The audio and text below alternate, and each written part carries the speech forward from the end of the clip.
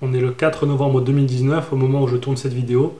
Et il y a très exactement un an, ça faisait quelques heures que j'avais perdu mon ligament croisé antérieur droit, même si je ne le savais pas encore. Et là, dans 2 jours, ça fera 8 mois que j'ai été opéré, donc reconstruction de ce ligament. Et donc, je ne vous ai pas donné de nouvelles depuis la vidéo sur les 6 mois. J'avais prévu de reprendre l'entraînement karaté progressivement, sauf qu'il m'est arrivé une petite mésaventure, une complication par rapport au ménisque. Rappelez-vous, j'avais eu une fissure ménisque avec la rupture du ligament, et cette fissure avait été resuturée. Et il se trouve que quand je vous ai tourné en fait l'épisode 12, les dernières séquences qui me manquaient, c'était en fait celle sur les étirements et sur l'exercice que je vous montre pour le regain de flexion d'amplitude sur la flexion du genou. Et donc en plus je disais dedans justement de faire attention, de pas trop aller loin et de bien écouter son corps. Le problème c'est que donc moi quand je le faisais en fait je sentais rien, hein. Mais le lendemain que j'ai fait ça, donc le jour même j'ai rien eu non plus. Le lendemain que j'ai fait ça en fait au réveil j'ai le genou qui a gonflé. Donc il n'était pas très gonflé mais il était un peu gonflé. Et j'avais perdu un peu d'amplitude. Et surtout j'avais mal en appui sur la zone où il y avait le ménisque en fait. Donc moi c'est la corde postérieure du ménisque interne, donc l'intérieur du genou. En plus rappelez-vous, hein, j'ai toujours ces inflammations là qui me pourrissent un peu la vie là, au niveau de la rotule. Et bien avec ça en fait elles étaient encore plus intensifiées. Donc en fait j'avais l'impression que le genou était revenu un peu à l'état dans lequel il était à 2-3 mois post-op. Donc c'est pas génial. Donc ce qui s'est passé dans les semaines suivantes c'est que ça s'est quand même amélioré. Le genou s'est dégonflé, j'ai retrouvé la flexion que j'avais perdue. Voilà, les inflammations sont progressivement revenues, donc elles n'ont pas disparu, mais elles sont revenues à l'état qu'elles étaient avant ça, quoi, avant ce petit souci. Donc j'ai rien fait pendant un mois. Quand j'ai vu que voilà, à chaque fois que je faisais un appui, ça faisait un pic, parce que ça le problème du ménisque, c'est que ça fait une douleur en pic un peu. Je suis allé voir mon médecin, donc lui il m'avait dit que c'était d'après lui c'était une bursite et que ça allait passer rapidement. Bon, c'est pas passé vraiment rapidement, donc j'ai mis de la pommade. Ça a passé un peu, mais bon, je sais pas si c'est vraiment grâce à la pommade. Donc bon, j'ai continué à rien faire. Après j'avais pris rendez-vous pour faire une IRM.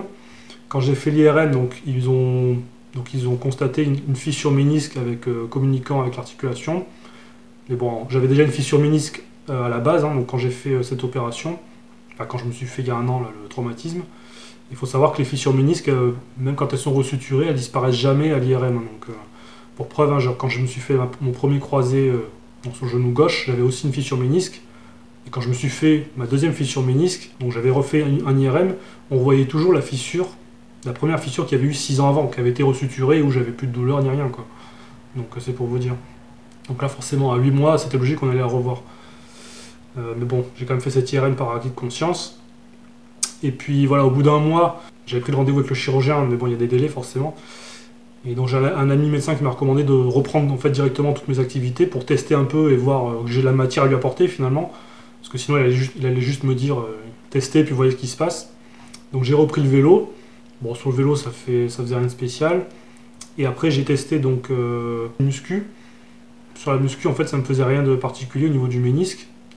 Bon, toujours les inflammations un peu, mais alors, comme je vous avais déjà expliqué auparavant, quand je suis à chaud, ça a tendance à s'estomper, donc ça, c'est assez curieux.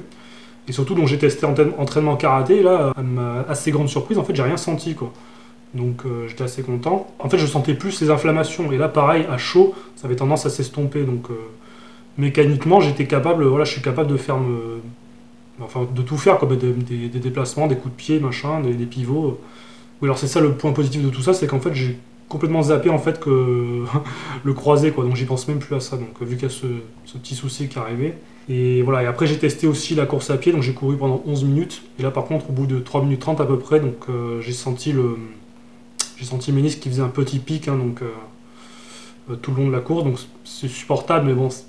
Pas génial, quoi. Donc voilà, donc l'état actuel c'est que aujourd'hui c'est que la douleur ménisque elle est non apparente parce que du coup ça s'est quand même pas mal tassé au quotidien. On va dire 80% du temps je sens pas, quoi. Donc le moment où je sens plus en fait ça a tendance à être le matin quand je me réveille en fait. Donc on pourrait se dire c'est bizarre parce que je suis allongé donc je devrais bien récupérer. Donc, je pense qu'en fait c'est peut-être parce que je suis à froid et que l'articulation, voilà, la synovie, tout ça, elle est pas bien activée entre guillemets, mais bon, après ça passe. J'ai tendance à plus se sentir aussi quand je fais des demi-flexions sur une jambe, là, donc typiquement des exercices de proprioception. Enfin, demi-flexion et je pousse, hein, après. J'ai toujours donc ces inflammations sur la rotule et genoux, hein, qui sont toujours là, mais qui sont revenus, voilà, un peu à l'état de, comme je vous ai dit, hein, à l'état originel, avant le problème que j'ai eu.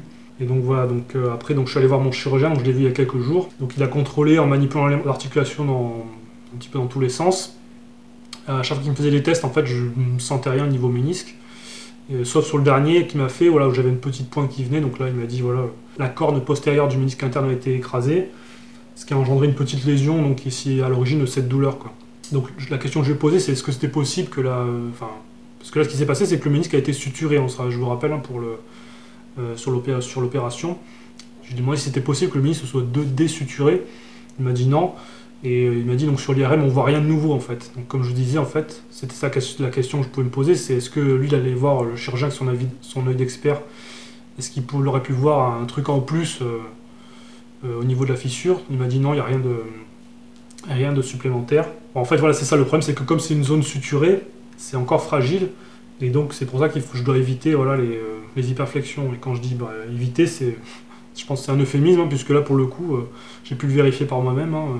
Même sur un truc vraiment anodin, j'étais pas en train de forcer ni rien, de toute façon. Le jour où je l'ai fait, ça, je sentais rien, en fait, hein, donc c'est pour ça que c'est vraiment traître. Et bah, du coup, voilà, donc ça servira de leçon, parce qu'on montre toujours un peu ce qu'il faut faire et tout, mais des fois, c'est bien de parler des choses qui n'ont pas été, quoi.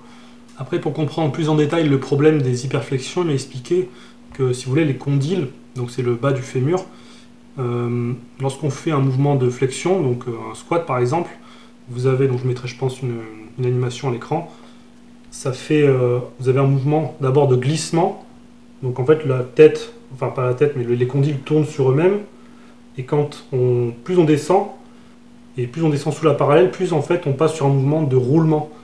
Et à partir de ce moment-là, en fait, la pression est beaucoup moins bien répartie équitablement, et on a donc comme un effet de pincement sur le ménisque. D'autant plus que la surface de fémur en appui est elle aussi réduite. Alors après, c'est vrai que tout ça, ça nous amène un peu au débat, est-ce que le squat complet est nocif et est-ce qu'il vaut mieux faire des squats parallèles ou des demi-squats?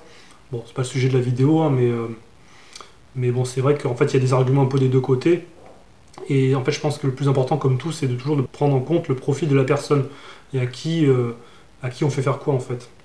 C'est vrai, c'est sûr que bon, on va dire là, dans le cadre d'une personne qui est donc comme moi, qui a un ménisque fraîchement recousu, hein, pour appeler ça comme ça, ce genre de position, donc les hyperflexions, c'est pas forcément donc recommandé. Hein, donc je viens de le vérifier par la pratique. Donc vaut mieux éviter ces positions pendant un bon moment, quoi. Après, donc je me suis demandé pourquoi ça m'a fait ça ce jour-là et pas, ça ne m'a jamais fait avant, parce que je vous disais dans la vidéo, c'était un mouvement en fait que je faisais surtout au cours de l'été, donc et au moment où je vous l'ai montré, en fait, je le faisais plus déjà depuis 2-3 semaines, parce que justement, mon chirurgien m'avait recommandé de pas trop faire d'hyperflexion. J'avais fait pour la démo, pour la vidéo, justement. Et je me suis dit, en fait, sûrement parce qu'à l'époque, j'étais pas assez souple, justement, donc je pouvais moins, entre guillemets, écraser sur la surface articulaire, sur les ménisques. Et le jour où je l'ai fait, finalement, je me descends quasiment complètement, quoi. Donc, et donc, c'est ce qui m'a confirmé, donc, mon chirurgien, il m'a validé cette intuition que j'ai eue. Et je pense aussi que le fait de se mettre à genoux comme ça, le problème, c'est que on est complètement relâché au niveau musculaire, donc les quadriceps ne participent pas, et du coup, à mon avis, le fait qu'ils soient relâchés, le ménisque est moins protégé finalement. Donc après, voilà, il m'a dit, ça nécessite absolument pas une opération, hein. C'est pas la peine non plus de faire de kiné pour ça. Et après, concernant donc ces inflammations qui sont toujours présentes, hein, il m'a conseillé donc toujours encore de faire du vélo, donc idéalement 3 fois par semaine, au moins 30 minutes. Et en fait, l'idée, c'est que le vélo, ça permet donc d'après ce qu'il m'a dit, hein, dans ces cas de syndrome fémoro-patellaire, ça permet en fait de lisser, c'est pas exactement le terme, mais de lisser l'articulation avec la répétition et du fait aussi qu'on n'est pas en charge, en fait. Donc c'est beaucoup moins traumatisant que sans doute la course ou la musculation avec charge. Donc le vélo, c'est un bon compromis, sachant qu'en plus, ça permet quand même aussi d'avoir un renforcement des quadriceps. Là, la muscu, je mets ça de côté pendant un moment, hein, donc pour me focaliser vraiment sur le vélo. La course à pied, pareil, hein, je vais zapper pendant un petit moment. Et je vais reprendre progressivement donc, les entraînements karaté, hein, sachant donc, que le croisé il tient bien maintenant. Enfin, il a l'air en tout cas. Non, mais mon chirurgien, quand il a tâté donc, pour tout le bordel, là, il m'a dit que le croisé il était bien solide maintenant. Donc ça, c'est bien. Et aussi, je vais me faire un petit travail de proprioception, donc un petit programme là-dessus. Et je pense que ce sera pas mal, quoi. Voilà, donc c'est tout pour aujourd'hui. A plus.